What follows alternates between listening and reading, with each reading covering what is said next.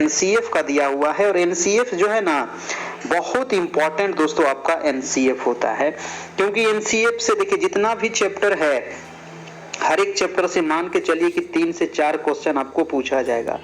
ठीक है, 21 total chapter है दोस्तों और टोटल 8 यूनिट है ना। 8 यूनिट में 21 चैप्टर है और 21 चैप्टर से आपको 2 से 3 सवाल, किसी से 4 सवाल आपको। और एनसीएफ तो खैर बहुत इंपॉर्टेंट है ना, राष्ट्रीय पाठ्यचर्या की जो रूपरेखा एनसीएफ जो 2005 है, यहाँ से आपको 2-3 सवाल फिक्स है कि आपको एग्जाम में पूछेगा। तो आज लगभग 40 सवाल हम इससे अभी टेस्ट लगेगा, तो ये 40 का आपको पूरा कर लीजिएगा, 1-2 बार इसका रिवीजन कर लीजिएगा, बहुत ही इंपॉर्टेंट ये होगा आपका। चलिए पहला सवाल आपका है कि राष्ट्रीय पाठ्यचर्या की रूपरेखा 2005 का उद्धरण निम्न में से किससे हुआ है? तो इसका उद्धरण किससे हुआ है दोस्तों? सभ्यता और प्रगति से, गीतांजलि से, गोदान से, विज्ञान और तकनीकी से। किससे हुआ है इसका उद्धरण? देखिए तो राष्ट्रीय पाठ्यचर्या रूपरेखा जो है 2005 ये हुआ है सभ्यता और प्रगति से। ठीक है, ऑप्शन नंबर ए हो जाएगा। आप लोग अपना अपना फटाफट कमेंट करते चलना है, वीडियो को आपको लाइक कर देना है सभी लोगों को, है ना। और चैनल पर नए हैं तो सब्सक्राइब भी कर लेना है। 9 बजे से आपकी डेली टेस्ट होती है, क्लास होती है। दूसरा नंबर प्रश्न है कि राष्ट्रीय पाठ्यचर्या की रूपरेखा के दिशा निर्देश के अंतर्गत आता है। अब बताइए कि राष्ट्रीय पाठ्यचर्या की जो रूपरेखा है, जो एनसीएफ 2005 है, ये किसके दिशा निर्देश में आता है दोस्तों, है ना? किसके अंतर्गत आता है? तो ज्ञान को स्कूल के बाहरी जीवन से जोड़ना, बिल्कुल सही बात है ना। एनसीएफ में यही बताया गया है कि जो ज्ञान को क्या करना है, हमको स्कूल के बाहरी जीवन से उसको जोड़ना है। पढ़ाई रटंत प्रणाली से मुक्त होना चाहिए, बिल्कुल सही बात है ना। रटंत विद्या को अब समाप्त करना है, प्रैक्टिकली बच्चों को पढ़ाना है, खेल खेल के माध्यम से बच्चों को पढ़ाना है। सी नंबर ऑप्शन है कि परीक्षा को अपेक्षाकृत सरल बनाना है, बिल्कुल सही है ना। परीक्षा को एकदम लोड नहीं देना है बच्चों पर, ठीक है, एकदम सरल बनाना है ताकि बच्चे को किसी प्रकार का इससे मतलब कि रुचि हमेशा बना रहे बच्चे का पढ़ाई में, है ना। तो आंसर क्या हो जाएगा हमारा? उपयुक्त सभी। और देखिए इसी में आपको ऑप्शन नंबर ई दिया हुआ रहेगा दोस्तों, एक से अधिक, है ना। उपरोक्त सभी नहीं रहेगा, इसके जगह पे रहेगा एक से अधिक। तो आपको क्या टिक करना है? एक से अधिक, क्योंकि यहाँ पर तीनों ऑप्शन आपका सही है। अगला नंबर प्रश्न है आपका 3 नंबर सवाल कह रहा है कि राष्ट्रीय पाठ्यचर्या की रूपरेखा 2005 के मार्गदर्शन सिद्धांतों के विषय में सत्य कथन कौन सा है? बताइए, है ना। राष्ट्रीय पाठ्यचर्या की रूपरेखा 2005 के मार्गदर्शक सिद्धांतों के विषय में सत्य कथन कौन सा है? ऑप्शन है कि पाठ्यचर्या पाठ्य पुस्तक केंद्रित होनी चाहिए, या अधिगम प्रक्रिया के अंतर्गत न समझ आने वाली अवधारणाओं को रखना चाहिए, या स्कूल में प्राप्त ज्ञान को बाहरी जीवन से जोड़ा जाना चाहिए। तो कौन सा कथन सत्य है? तो अभी ना ऊपर हम देखे थे कि स्कूल में जो प्राप्त ज्ञान है इसको बाहरी जीवन से जोड़ना चाहिए, बिल्कुल सही बात है ना। एनसीएफ 2005 में ये बातें कही गई है और सी नंबर हमारा ऑप्शन क्या हो जाएगा? बिल्कुल सही हो जाएगा। ठीक है, पाठ्य पुस्तक केंद्रित नहीं होनी चाहिए, अधिगम प्रक्रिया के अंतर्गत न समझ आने वाली अवधारणाओं को रखना चाहिए, बिल्कुल गलत है ना। तो ये जो निगेटिव पॉइंट है पहले उसको आपको काटते चलना है, छाटते चलना है और आपका आंसर निकल के आ जाएगा। अगला प्रश्न है कि एनसीएफ 2005 के अनुसार सीखना एक क्या है? बताइए। एनसीएफ जो राष्ट्रीय पाठ्यचर्या रूपरेखा है ना, तो एनसीएफ का फुल फॉर्म भी आपको याद रखना है ना, फुल फॉर्म भी कभी कभी पूछ लेता है। तो ये 2005 के अनुसार सीखना क्या है दोस्तों? तो सीखना एक कह रहा है कि ज्ञान के निर्माण की प्रक्रिया है या ज्ञान अवरुद्ध करने की प्रक्रिया, बिल्कुल गलत है, अवरुद्ध शब्द आ गया, है ना। सीखना व्यक्ति के विकास को प्रभावित करता है, बिल्कुल गलत है। हमारा आंसर क्या हो जाएगा? ज्ञान के निर्माण की प्रक्रिया को ही तो सीखना कहते हैं। तो हमारा ऑप्शन नंबर ए यहाँ से क्या होगा? बिल्कुल सही होगा। कोई दिक्कत इसमें? कोई दिक्कत रहे तो बताइएगा कमेंट करके, ठीक है ना। अगला प्रश्न कह रहा है कि निम्नलिखित में से कौन सा उदाहरण बच्चों को पढ़ाई के दौरान सक्रिय रखता है? अब बच्चों को आप पढ़ा रहे हैं और बच्चा इधर उधर खेल रहा है, कूद रहा है, आपसे मतलब कि दोस्तों से बात कर रहा है, उसको पढ़ाई में मन नहीं लग रहा है, तो उसको हम दोस्तों सक्रिय कैसे रखेंगे बच्चा को? ठीक है, तो ऑप्शन है कि अब अन्वेषण करना या प्रश्न पूछना, वाद विवाद करना, विचारों की रचना करना, कौन सा यहाँ पर सही हो जाएगा। तो देखिए, प्रश्न पूछिएगा बच्चे से तो क्या होगा, बच्चा आपसे जुड़ा हुआ रहेगा, सक्रिय रहेगा। अन्वेषण करना ये भी बिल्कुल सही है, वाद विवाद करना ये भी बिल्कुल सही है, विचारों की रचना रखना ये भी बिल्कुल सही है। अगर ये सारी एक्टिविटी क्लास में हो रहा है तो बच्चे हमेशा सक्रिय रहेंगे और वो इधर उधर ध्यान नहीं देंगे। हमारा आंसर क्या हो जाएगा, डी नंबर। आपको भी यही क्लास में करना है बच्चे के साथ, ठीक है। अगला प्रश्न है आपका 6 नंबर। 6 नंबर सवाल कह रहा है कि राष्ट्रीय पाठ्यचर्या की रूपरेखा 2005 के अनुसार बाल केंद्रित शिक्षा शास्त्र में शिक्षा को किस प्रकार नियोजित करने की आवश्यकता है, बताइए, है ना। राष्ट्रीय पाठ्यचर्या की रूपरेखा 2005 के अनुसार बाल केंद्रित शिक्षा शास्त्र में शिक्षा को किस प्रकार नियोजित करने की आवश्यकता है। शिक्षा को हम कैसे नियोजित करेंगे, तो अभिरुचियों के अनुरूप या आर्थिक स्तर के अनुरूप, सामाजिक स्तर के अनुरूप या शारीरिक स्तर के अनुरूप। 6 का क्या होगा दोस्तों, आर्थिक स्तर के अनुरूप शिक्षा को नियोजित करेंगे नहीं, सामाजिक स्तर के अनुरूप भी नहीं करेंगे, शारीरिक के अनुरूप भी नहीं करेंगे, अभिरुचि के अनुरूप करेंगे कि बच्चे का किस चीज में रुचि है भाई साहब। ऑप्शन नंबर हमारा ए यहाँ से बिल्कुल सही हो। लगेगा आपको कि सब ऑप्शन सही है, लेकिन इसका जो सबसे अधिक सही आंसर है ए नंबर। अगला प्रश्न है आपका 7 नंबर कि बच्चों के शारीरिक एवं मनोसामाजिक विकास के लिए निम्न में से क्या जरूरी है, बताइए। बच्चों के शारीरिक एवं मनोसामाजिक विकास के लिए क्या जरूरी है, तो योग करना तो बहुत जरूरी है। योग सबको करना चाहिए, बच्चे क्या हमें भी करना चाहिए, आपको भी करना चाहिए। डेली कम से कम दोस्तों, आप ज्यादा नहीं तो 15 मिनट समय निकालिए, 15 से 20 मिनट। अगर इतना आप निकालते हैं तो डॉक्टर के पास आपको जाने की जरूरत नहीं पड़ेगी। और बच्चों को भी ये चीज सिखाना है, ठीक है। उसके अलावा है औपचारिक खेल भी होनी चाहिए, है ना। खेल होने से हमारा शारीरिक व्यायाम होगा, है ना। अनौपचारिक खेल भी होना चाहिए, ये भी सही है। हमारा जो आंसर यहाँ से निकल के आएगा उपयुक्त सभी, यानी कि 1 से अधिक यहाँ पर सही है। अगला प्रश्न है दोस्तों आपका प्रश्न नंबर 8 नंबर। 8 नंबर कह रहा है कि राष्ट्रीय पाठ्यचर्या की रूपरेखा 2005 के अनुसार कक्षा में शिक्षक की भूमिका होनी चाहिए। शिक्षक की क्या भूमिका होनी चाहिए, है ना। हम लोग सभी शिक्षक हैं, हमारी क्या भूमिका होनी चाहिए कक्षा में, राष्ट्रीय पाठ्यचर्या रूपरेखा 2005 के अनुसार। तो कह रहा है कि एक उत्प्रेरक के रूप में होनी चाहिए या एक आदेशक नहीं। आदेशक तो कभी होना ही नहीं चाहिए, है ना। आदेश नहीं देना है, ठीक ना। एकदम हमें क्या रहना है, पोलाइट रहना है, ठीक है, बच्चों के साथ, है ना। एकदम हंसी खुशी के माध्यम से उसको पढ़ाना है। एक नेता के रूप में ये भी गलत है, इनमें से कोई नहीं। ऑप्शन नंबर ए हो जाएगा, एक उत्प्रेरक के रूप में, है ना। बच्चे को हमें क्या करना है, प्रेरित करना है, ठीक है, उत्प्रेरित करना है। आपका ऑप्शन नंबर ए आपका बिल्कुल सही हो जाएगा। अगला प्रश्न है आपका प्रश्न नंबर 9 नंबर कह रहा है कि राष्ट्रीय पाठ्यचर्या की रूपरेखा 2005 के अनुसार सत्य नहीं है। कौन सा दोस्तों ऑप्शन यहाँ पर सत्य नहीं है, ये बताइएगा। कौन सा सत्य नहीं है, ध्यान दीजिएगा। सभी बच्चे में सीखने की क्षमता होती है, ये तो बात बिल्कुल सही है। सभी बच्चे में सीखने की क्षमता होती है, बस सिखाने की जरूरत है। सभी बच्चे स्वभाव से सीखने हेतु प्रेरित होते हैं, ये भी सही है। सब बच्चे व्यक्तिगत स्तर पर एक ही तरह से सीखते हैं। देखिए, जब ही आ गया एक ही तरह तो ये निगेटिव सेंस हो गया, गलत हो गया हमारा। स्कूल के भीतर व बाहर दोनों जगह सीखने की प्रक्रिया चलती रहती है, ये भी सही है। सी नंबर ऑप्शन आपका बिल्कुल गलत है, सी हमारा आंसर हो जाएगा, क्योंकि नहीं पूछ रहा था। अगला प्रश्न देखिएगा, प्रश्न नंबर है 10 नंबर। एनसीएफ 2005 के अनुसार भाषाई अल्पसंख्यक वाले वर्गों के बच्चों को शिक्षा किस भाषा में दी जानी चाहिए। अब देखिए जो कह रहा है दोस्तों कि जो अल्पसंख्यक वर्ग वाले बच्चे हैं, अल्पसंख्यक मतलब जिसकी संख्या बहुत कम है ना, उसको बच्चों को उन बच्चों को हम किस भाषा में शिक्षा दी जानी चाहिए, उनकी मातृभाषा में, अंग्रेजी में, हिंदी में, इन सभी में। 10 का आंसर क्या होगा। बहुत ही अच्छा क्वेश्चन है ना, जितने सवाल है ना बहुत बहुत इंपॉर्टेंट है। तो इस प्रकार के बच्चों को उनकी मातृभाषा में ही शिक्षा दी जानी चाहिए, है ना। जो भी बच्चा का मातृभाषा हो उसी में शिक्षा देना है, ठीक है।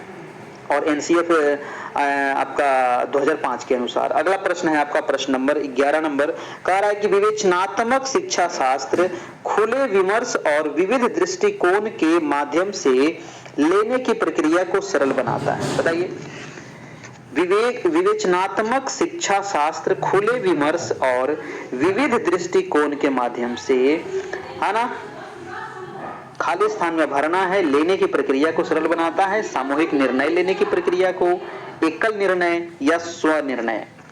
तो विवेचनात्मक शिक्षा शास्त्र क्या कहता है? विवेचनात्मक शिक्षा शास्त्र दोस्तों यही कहता है कि खुले विमर्श और विविध दृष्टिकोण के माध्यम से सामूहिक निर्णय लेने की प्रक्रिया को सरल बनाता है। ये नंबर आपका यहाँ से आंसर हो जाएगा। ठीक है, और सभी लोग आंसर जवाब देते चलिएगा अपना अपना, है ना। अगला प्रश्न चलते हैं, आपका प्रश्न नंबर है 12 नंबर। और वीडियो अच्छा लग रहा हो तो एक लाइक जरूर कर देना है।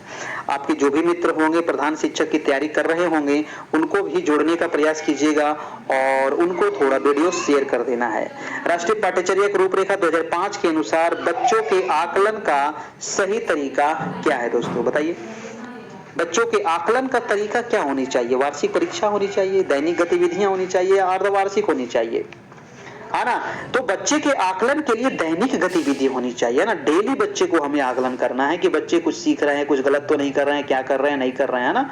तो ये दैनिक गतिविधियां होनी चाहिए। ठीक है, आंसर हो जाएगा बी नंबर। अगला प्रश्न है 13 नंबर। 13 नंबर सवाल कह रहा है कि भीड़ भाड़ वाली कक्षाओं में अध्यापन की बात करना निरर्थक है। तो भीड़ भाड़ वाली कक्षाओं में पिछड़े अध्यापन की बात करना या सामान्य अध्यापन की बात करना या कक्षा केंद्रित अध्यापन की बात करना या सृजनशील अध्यापन की बात करना, कौन सी बात करना निरर्थक है दोस्तों? तो भीड़ भाड़ वाली कक्षाओं में सामान्य अध्यापन की बात करना निरर्थक है। अब जहां भीड़ भाड़ हो तो वहां पर निरर्थक ही तो होगा। ऑप्शन नंबर हो जाएगा हमारा यहां से 13 का, देखिए 13 का सामान्य नहीं होगा दोस्तों, सृजनशील होगा। सॉरी, सामान्य नहीं होगा, सृजनशील होगा, है ना।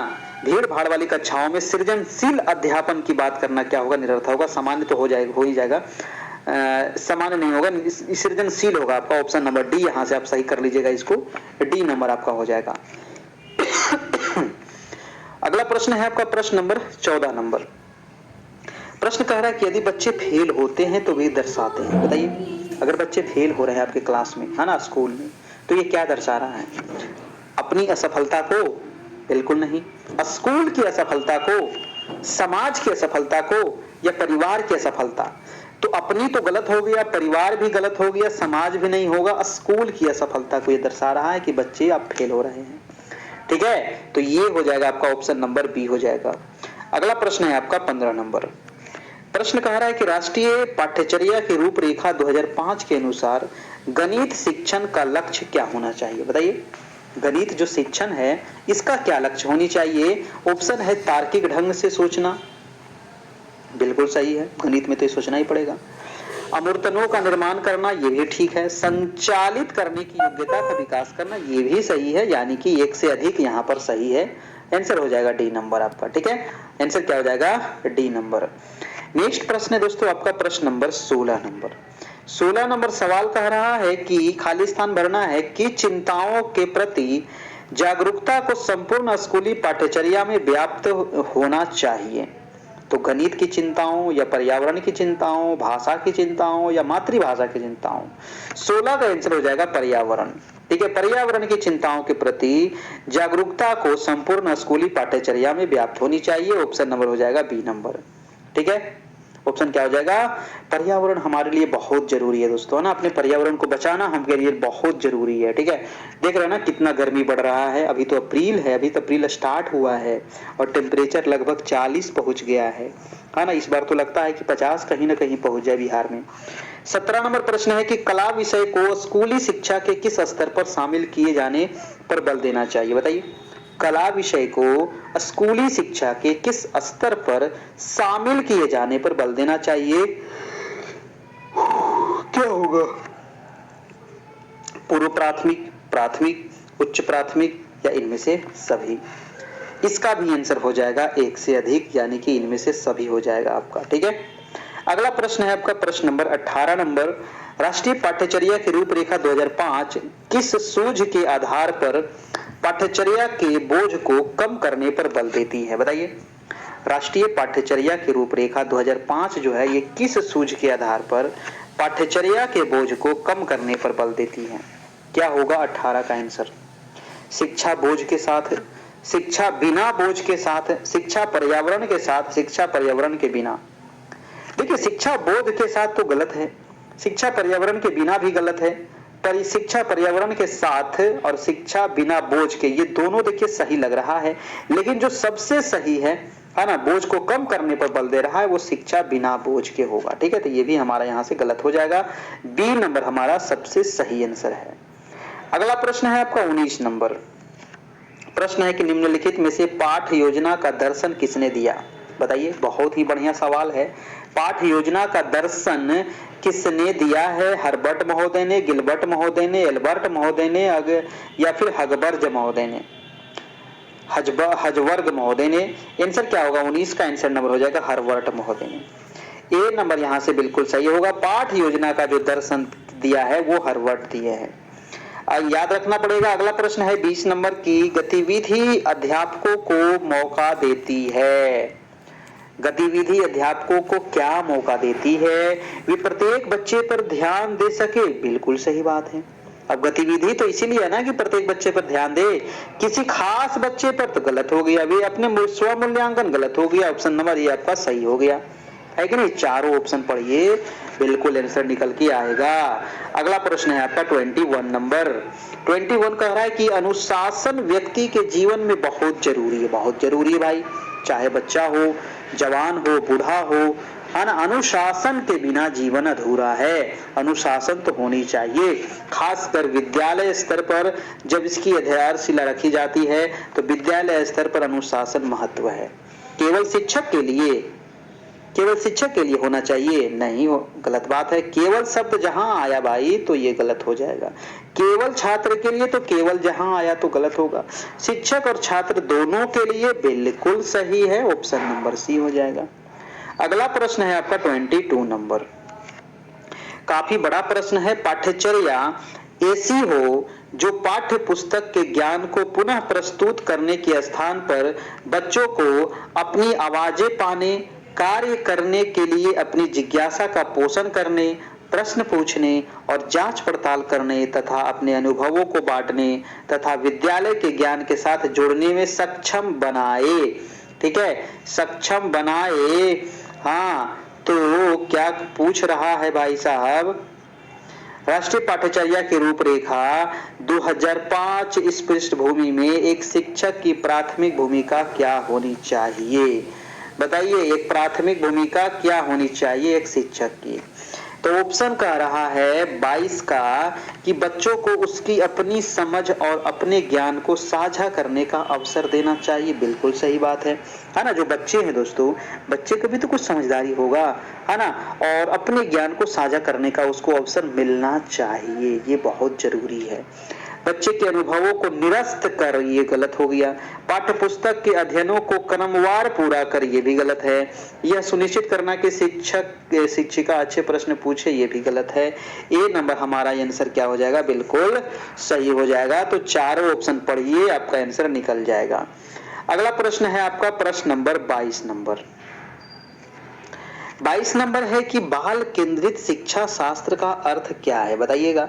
बाल केंद्रित शिक्षा शास्त्र का अर्थ क्या है? बच्चों के अनुभवों और उसकी आवाज को प्रमुखता देना। बाल केंद्रित शिक्षा, शिक्षक द्वारा बच्चों को आदेश देना, ये गलत है।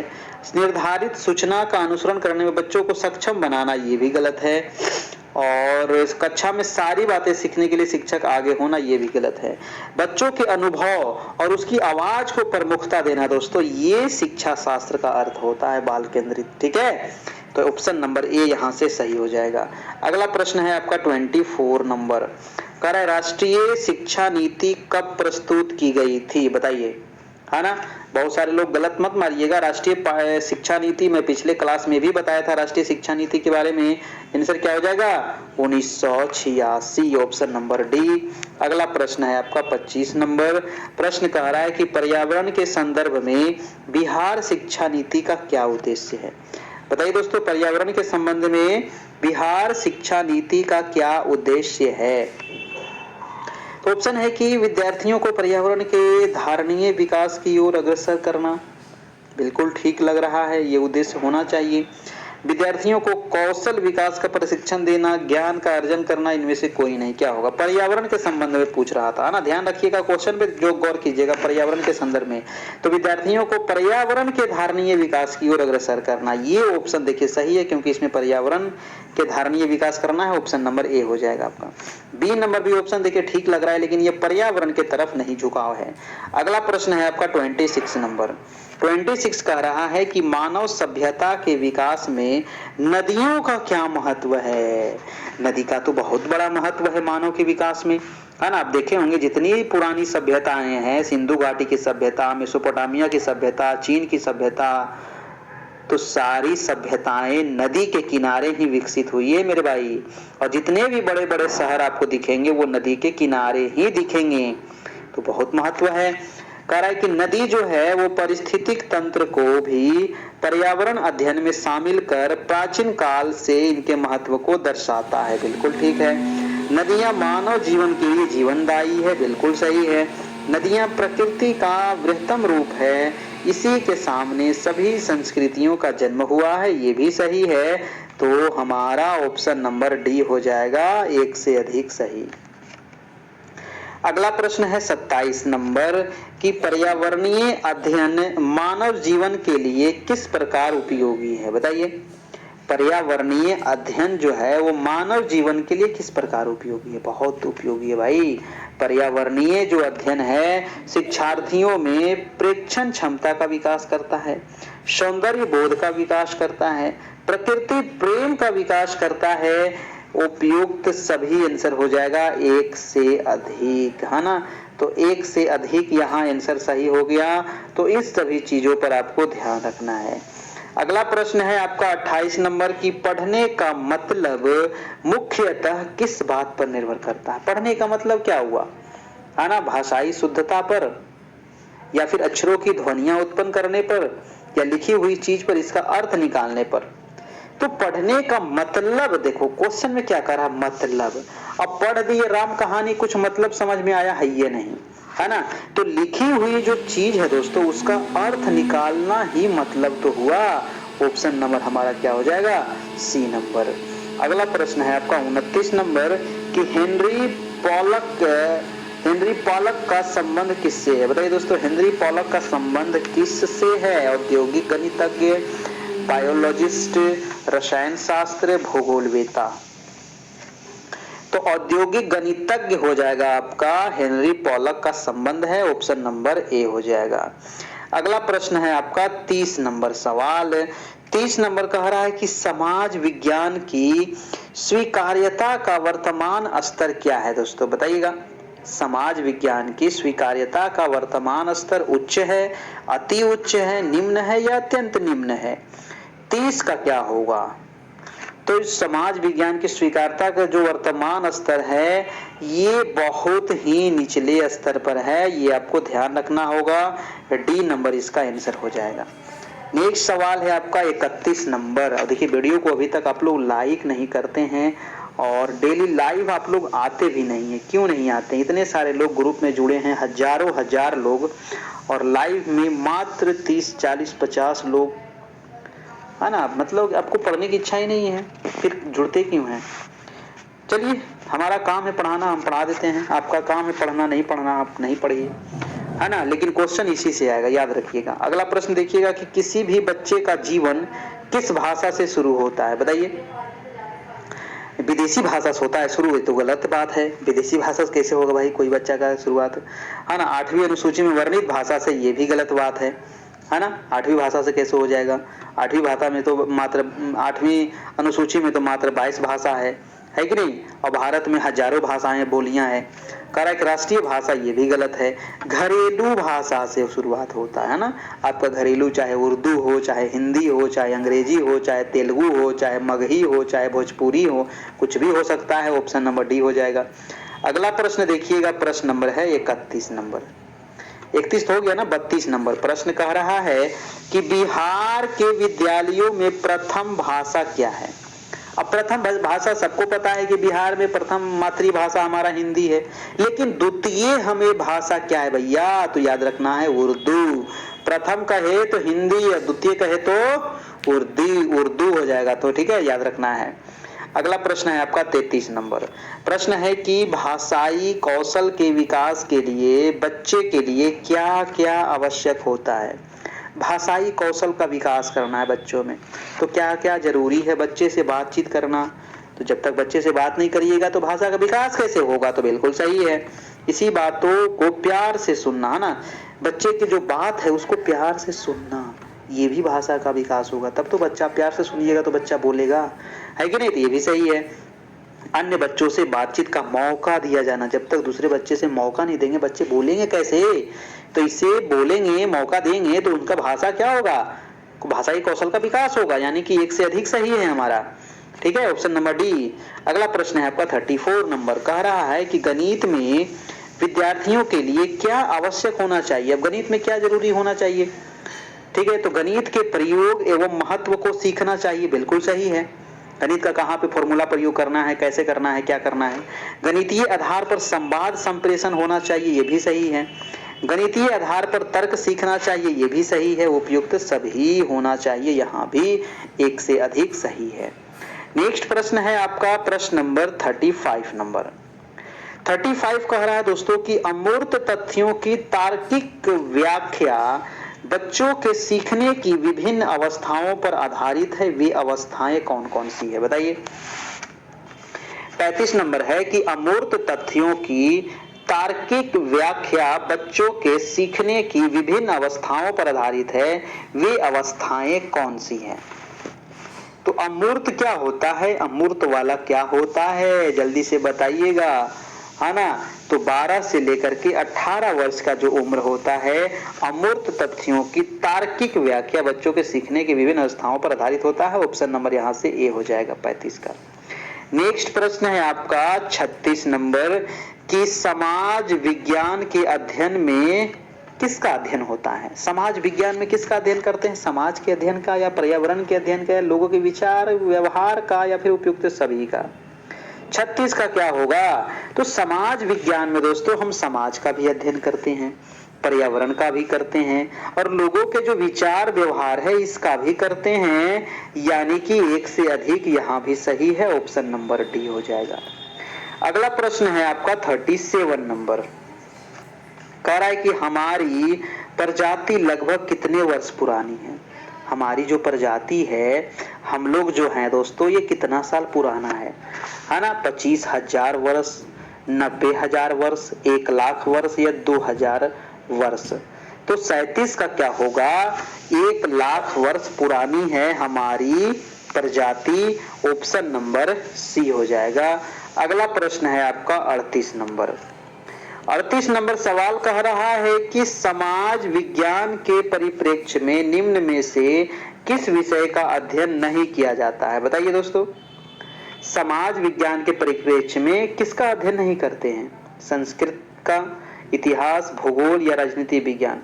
तो समाज विज्ञान में आप संस्कृत करिएगा, नहीं करिएगा तो इसमें कोई दिक्कत थोड़ी है। संस्कृत तो एक भाषा है कि नहीं, संस्कृत तो एक भाषा है ना। तो इसमें संस्कृत का उपयोग हम लोग प्रयोग नहीं करेंगे, पढ़ाई नहीं करेंगे। आंसर हो जाएगा ए नंबर। तो ये टोटल एनसीएफ 2005 से